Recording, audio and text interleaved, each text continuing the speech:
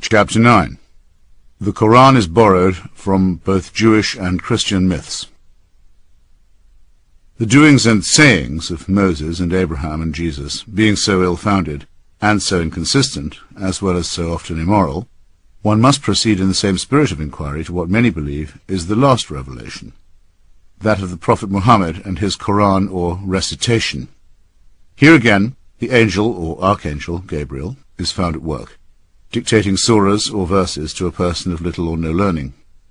Here again are stories of a Noah-like flood, and injunctions against idol worship. Here again the Jews are the first recipients of the message, and the first both to hear it and to discard it.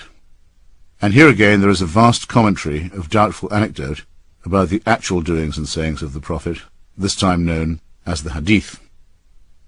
Islam is at once the most and the least interesting of the world's monotheisms. It builds upon its primitive Jewish and Christian predecessors, selecting a chunk here and a shard there, and thus if these fall, it partly falls also. Its founding narrative likewise takes place within an astonishingly small compass, and relates facts about extremely tedious local quarrels. None of the original documents, such as they are, can be contrasted with any Hebrew or Greek or Latin texts. Almost all of the tradition is oral, and all of it is in Arabic. Indeed, many authorities agree that the Quran is only intelligible in that tongue, which is itself subject to innumerable idiomatic and regional inflections. This would leave us on the face of it with the absurd and potentially dangerous conclusion that God was a monoglot. Before me is a book introducing Muhammad, written by two extremely unctuous British Muslims who are hoping to present a friendly version of Islam to the West. Ingratiating and selective as their text may be, they insist that, as the literal word of God, the Quran is the Quran only in the original revealed text. A translation can never be the Quran, that inimitable symphony, the very sound of which moves men and women to tears. A translation can only be an attempt to give the barest suggestion of the meaning of words contained in the Quran. This is why all Muslims, whatever their mother tongue, always recite the Quran in its original Arabic. The authors go on to make some highly disobliging observations about the Penguin translation by N.J. Dawood, which makes me glad that I have always employed the Picthall version, but no likely to be convinced that if I wish to become a convert, I must master another language. In my own country of birth, I am sadly aware that there is a beautiful, poetic tradition unavailable to me, because I will never know the marvellous tongue called Gaelic. Even if God is or was an Arab, an unsafe assumption, how could he expect to reveal himself by way of an illiterate person who in turn could not possibly hope to pass on the unaltered, let alone unalterable, words? The point may seem minor, but it is not. To Muslims, the enunciation of the divine to a person of extreme unlettered simplicity has something of the same value as the humble vessel of the Virgin Mary has to Christians. It also possesses the same useful merit of being entirely unverifiable and unfalsifiable. Since Mary must be presumed to have spoken Aramaic and Muhammad Arabic, it can, I suppose, be granted that God is in fact multilingual and can speak any language he chooses. He opted in both cases to use the Archangel Gabriel as the intermediate deliverer of his message. However, the impressive fact remains that all religions have staunchly resisted any attempt to translate their sacred texts into languages understanded of the people, as the Cranmer Prayer Book phrases it. There would have been no Protestant Reformation if it were not for the long struggle to have the Bible rendered into the Vulgate, and the priestly monopoly therefore broken. Devout men like Wycliffe, Coverdale, and Tyndale were burned alive for even attempting early translations. The Catholic Church has never recovered from its abandonment of the mystifying Latin ritual, and the Protestant mainstream has suffered hugely from rendering its own Bibles into more everyday speech. Some mystical Jewish sects still insist on Hebrew and play Kabbalistic word games, even with the spaces between letters, but, among most Jews too, the supposedly unchangeable rituals of antiquity have been abandoned. The spell of the clerical class has been broken. Only in Islam has there been no reformation, and to this day, any vernacular version of the Quran must still be printed with an Arabic parallel text. This ought to arouse suspicion, even in the slowest mind. Later Muslim conquests, impressive in their speed and scope and decisiveness, have lent point to the idea that these Arabic incantations must have had something to them. But if you allow this cheap earthly victory as a proof, you allow the same to Joshua's blood-soaked tribesmen, or to the Christian crusaders and conquistadors. There is a further objection. All religions take care to silence or to execute those who question them, and I choose to regard this recurrent tendency as a sign of their weakness rather than their strength. It has, however, been some time since Judaism and Christianity resorted openly to torture and censorship. Not only did Islam begin by condemning all doubters to eternal fire, but it still claims the right to do so in almost all of its dominions, and still preaches that these dominions can and must be extended by war. There has never been an attempt in any age to challenge or even investigate the claims of Islam that has not been met with extremely harsh and swift repression. Provisionally, then, one is entitled to conclude that the apparent unity and confidence of the faith is a mask for a very deep and probably justifiable insecurity. That there are, and always have been, sanguinary feuds between different schools of Islam, resulting in strictly inter-Muslim accusations of heresy and profanity, and in terrible acts of violence, naturally goes without saying. I have tried my best with this religion, which is as foreign to me as it is to the many millions who will always doubt that God entrusted a non-reader, through an intermediary, with the demanding call to read. As I said, I long ago acquired a copy of the Marmaduke Pictorial translation of the Quran, which has been certified by senior sources in the ulema, or Islamic religious authority, to be the nearest to an approximate rendition into English. I have been to innumerable gatherings, from Friday prayers in Tehran, to mosques in Damascus and Jerusalem and Doha and Istanbul and Washington, D.C., and I can attest that the recitation in Arabic does indeed have the apparent power to create bliss and also rage among those who hear it. I have also attended prayers in Malaysia and Indonesia and Bosnia, where there is resentment among non-Arabic-speaking Muslims at the privilege granted to Arabs and to Arabic, and to Arab movements and regimes, in a religion that purports to be universal. I have in my own home received Sayyid Hossein Khomeini, grandson of the Ayatollah, and a cleric from the holy city of Qum, and carefully handed him my own copy of the Quran. He kissed it, discussed it at length and with reverence, and for my instruction wrote in the back flap the verses which he thought had disproved his grandfather's claim to clerical authority in this world, as well as overthrown his grandfather's claim to take the life of Salman Rushdie. Who am I to adjudicate in such a dispute? However, the idea that the identical text can yield different commandments to different people is quite familiar to me for other reasons. There's no need to overstate the difficulty of understanding Islam's alleged profundities. If one comprehends the fallacies of any revealed religion, one comprehends them all. I have only once, in 25 years of often heated arguments in Washington, D.C., been threatened with actual violence. This was when I was at dinner with some staffers and supporters of the Clinton White House. One of those present, a then well-known Democratic pollster and fundraiser, questioned me about my own most recent trip to the Middle East. He wanted my opinion as to why the Muslims were so all-fired goddamn fundamentalist. I ran through my repertoire of explanations, adding that it was often forgotten that Islam was a relatively young faith and still in the heat of its self-confidence. Not for Muslims the crisis of self-doubt that had overtaken Western Christianity. I added that, for example, while there was little or no evidence for the life of Jesus, the figure of the Prophet Muhammad was by contrast a person in ascertainable history. The man changed colour faster than anyone had ever seen.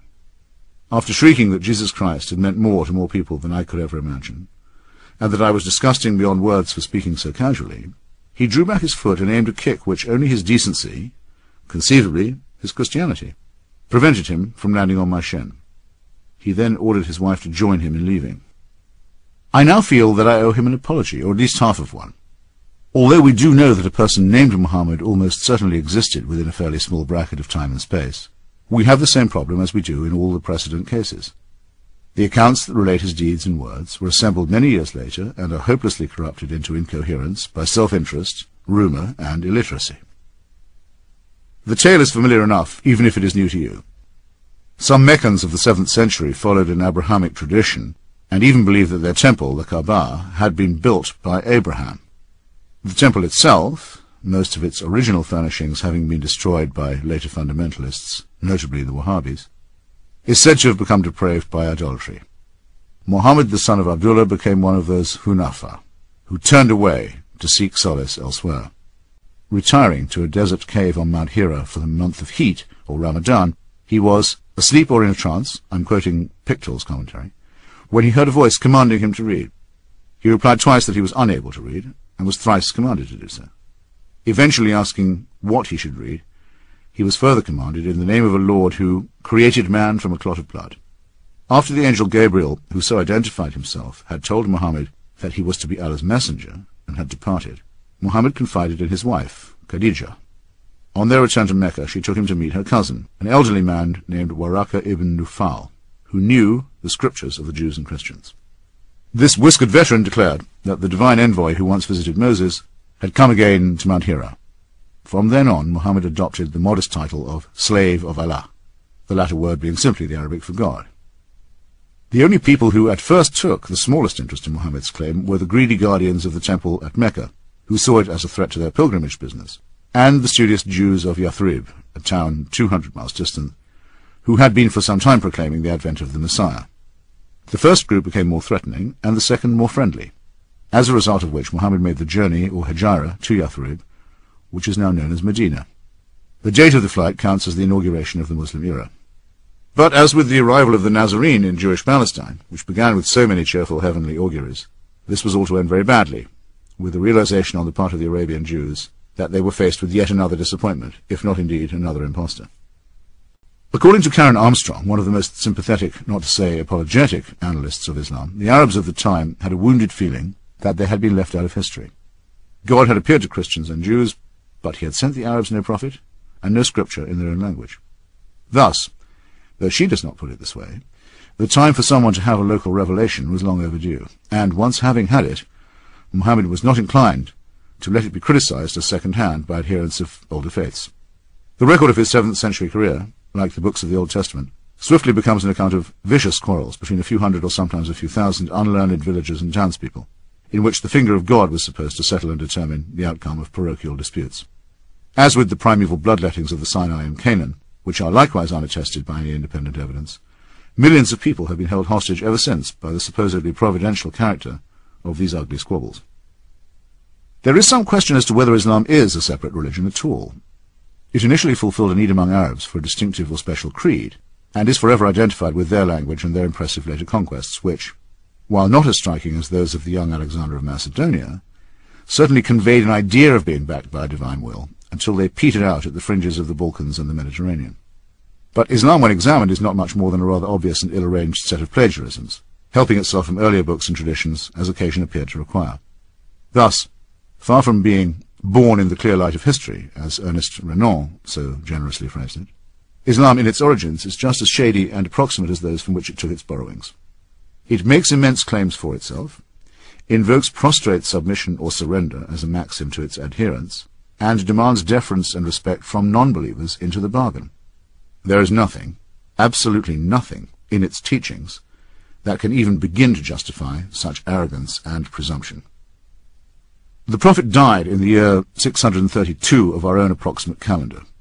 The first account of his life was set down a full 120 years later by Ibn Ishaq, whose original was lost and can only be consulted through its reworked form, authored by Ibn Hisham, who died in 834.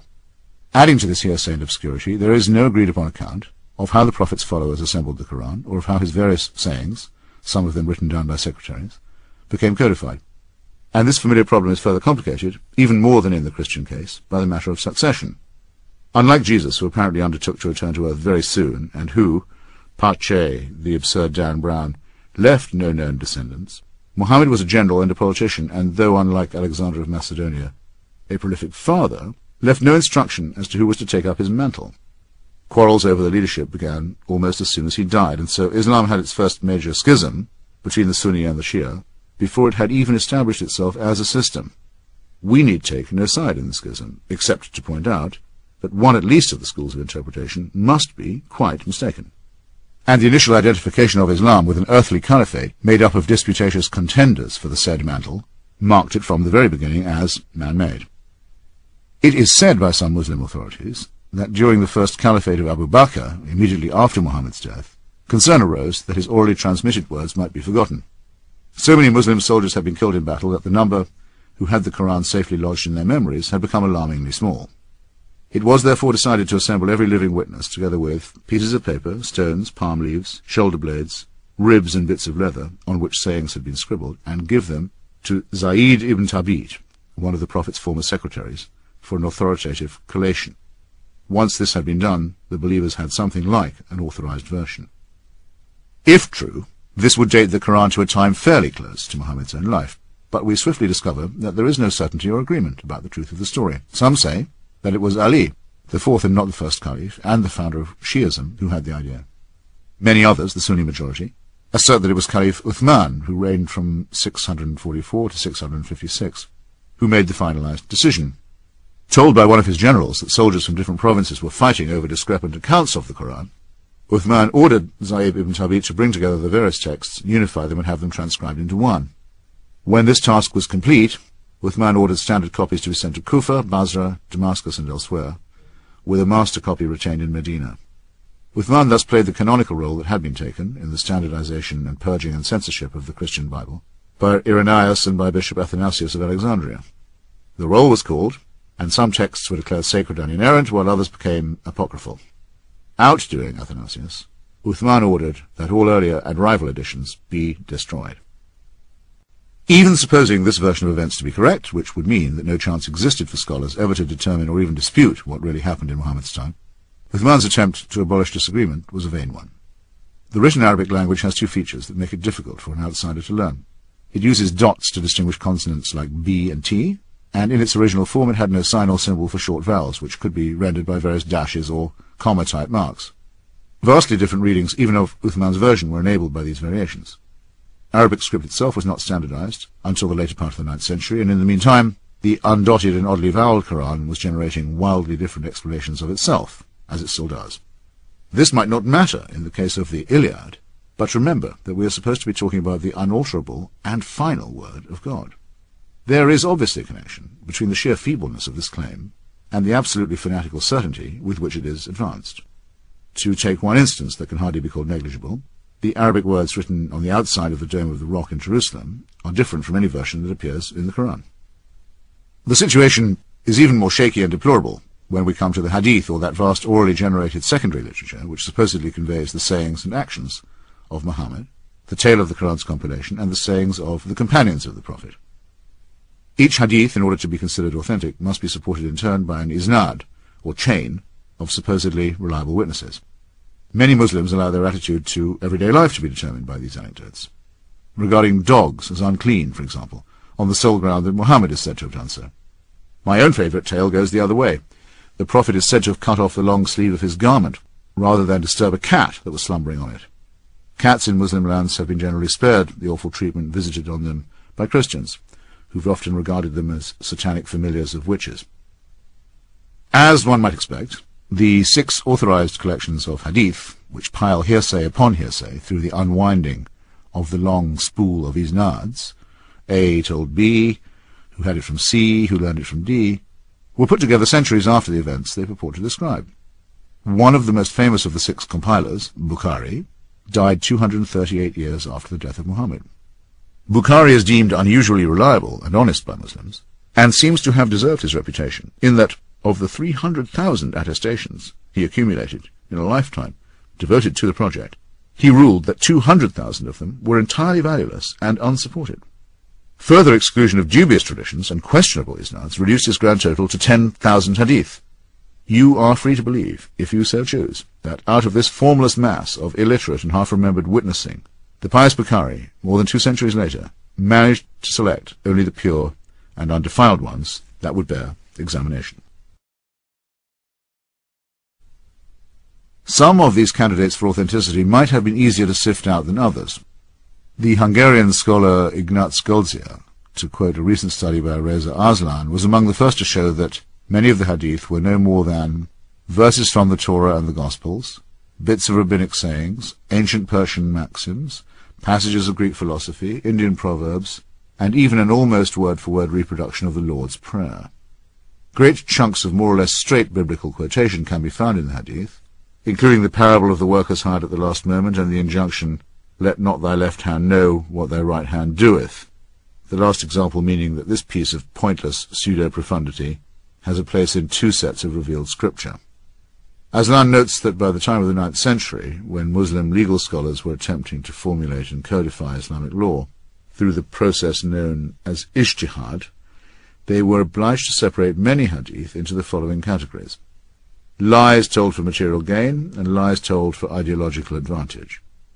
Quite rightly, Islam effectively disowns the idea that it is a new faith, let alone a cancellation of the earlier ones, and it uses the prophecies of the Old Testament and the Gospels of the New like a perpetual crutch or fund to be leaned on or drawn upon. In return for this derivative modesty, all it asks is to be accepted as the absolute and final revelation. As might be expected, it contains many internal contradictions.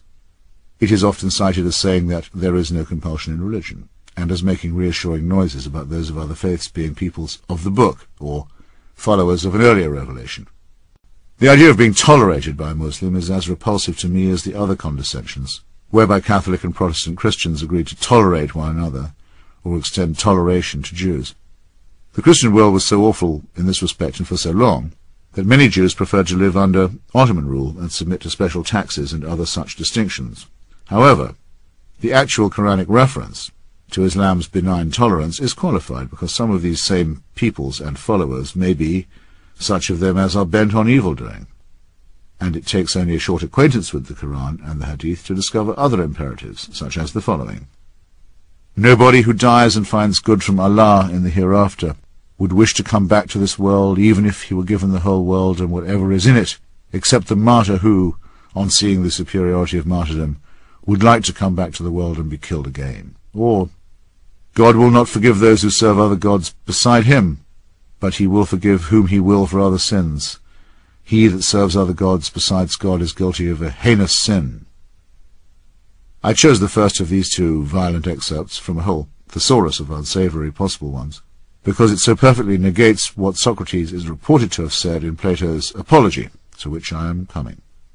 And I chose the second because it is such a patent and abject borrowing from the Ten Commandments.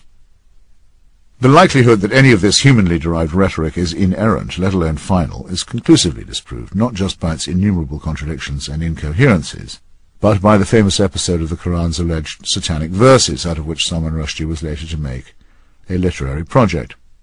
On this much-discussed occasion, Muhammad was seeking to conciliate some leading Meccan polytheists, and in due course experienced a revelation that allowed them, after all, to continue worshipping some of the older local deities. It struck him later that this could not be right, and that he must have inadvertently been channeled by the devil, who for some reason had briefly chosen to relax his habit of combating monotheists on their own ground. Muhammad believed devoutly not just in the devil himself, but in minor desert devils or jinns as well. It was noticed even by some of his wives that the Prophet was capable of having a revelation that happened to suit his short-term needs, and he was sometimes teased about it. We are further told, on no authority that need be believed, that when he experienced revelation in public, he would sometimes be gripped by pain and experience loud ringing in his ears. Beads of sweat would burst out on him even on the chilliest of days. Some heartless Christian critics have suggested that he was an epileptic, though they fail to notice the same symptoms in the seizure experienced by Paul on the road to Damascus. But there is no need for us to speculate in this way. It is enough to rephrase David Hume's unavoidable question. Which is more likely? That a man should be used as a transmitter by God to deliver some already existing revelations, or that he should utter some already existing revelations and believe himself to be, or claim to be, ordered by God to do so. As for the pains and the noises in the head or the sweat, one can only regret the seeming fact that direct communication with God is not an experience of calm, beauty, and lucidity. The physical existence of Muhammad, however poorly attested by the Hadith, is a source of both strength and weakness for Islam. It appears to put it squarely in the world and provides us with plausible physical descriptions of the man himself, but it also makes the whole story earthy, material, and gross. We may flinch a little at this mammal's betrothal to a 9-year-old girl, and at the keen interest he took in the pleasures of the dining table, and the division of the spoils after his many battles and numerous massacres. Above all, and here is a trap that Christianity has mostly avoided, by awarding its prophet a human body but a non-human nature, he was blessed with numerous descendants and thus placed his religious posterity in a position where it was hostage to his physical one. Nothing is more human and fallible than the dynastic or hereditary principle, and Islam has been racked from its birth by squabbles between princelings and pretenders, all claiming the relevant drop of original blood. If the total of those claiming descent from the founder was added up, it would probably exceed the number of holy nails and splinters that went to make up the 1,000-foot cross on which, judging by the number of splinter-shaped relics, Jesus was evidently martyred. As with the lineage of the Isnads, a direct kinship line with the Prophet can be established if one happens to know and be able to pay the right local imam. In the same way, Muslims still make a certain obeisance to those same satanic verses, and tread the pagan polytheistic path that was laid out long before their Prophet was born. Every year at the Hajj, or annual pilgrimage, one can see them circling the cuboid Kaaba shrine in the centre of Mecca, taking care to do so 7 times, following the direction of the sun around the earth, as Karen Armstrong weirdly and no doubt multiculturally puts it, before kissing the black stone set in the Kaaba's wall. This probable meteorite, which no doubt impressed the yokels when it first fell to earth, the gods must be crazy, no, make that God must be crazy, is a stop on the way to other ancient pre-Islamic propitiations, during which pebbles must be hurled defiantly at a rock that represents the evil one. Animal sacrifices complete the picture. Like many but not all of Islam's principal sites, Mecca is closed to unbelievers, which somewhat contradicts its claim to universality. It is often said that Islam differs from other monotheisms in not having had a reformation. This is both correct and incorrect. There are versions of Islam, most notably the Sufi, much detested by the devout, which are principally spiritual rather than literal, and which have taken on some accretions from other faiths. And since Islam has avoided the mistake of having an absolute papacy, capable of uttering binding edicts, hence the proliferation of conflicting fatwas from conflicting authorities, its adherents cannot be told to cease believing what they once held as dogma. This might be to the good, but the fact remains that Islam's core claim, to be unimprovable and final, is at once absurd and unalterable. Its many warring and discrepant sects, from Ismaili to Ahmadi, all agree on this indissoluble claim. Reformation has meant, for Jews and Christians, a minimal willingness to reconsider Holy Writ as if it were, as Salman Rushdie so daringly proposed in his turn, something that can be subjected to literary and textual scrutiny. The number of possible Bibles is now admitted to be immense, and we know, for example, that the portentous Christian term Jehovah is a mistranslation of the unuttered spaces between the letters of the Hebrew Yahweh. Yet no comparable project has ever been undertaken in Quranic scholarship. No serious attempt has been made to catalogue the discrepancies between its various editions and manuscripts, and even the most tentative efforts to do so have been met with almost inquisitional rage. A critical case in point is the work of Christoph Luxemburg, the Syriac-Aramaic version of the Quran, published in Berlin in the year 2000. Luxemburg coolly proposes that far from being a monoglot screed, the Quran is far better understood once it is conceded that many of its words are Syriac-Aramaic rather than Arabic. His most celebrated example concerns the rewards of a martyr in paradise. When retranslated and redacted, the heavenly offering consists of sweet white raisins rather than virgins. This is the same language and the same region from which much of Judaism and Christianity emerged. There can be no doubt that unfettered research would result in the dispelling of much obscurantism.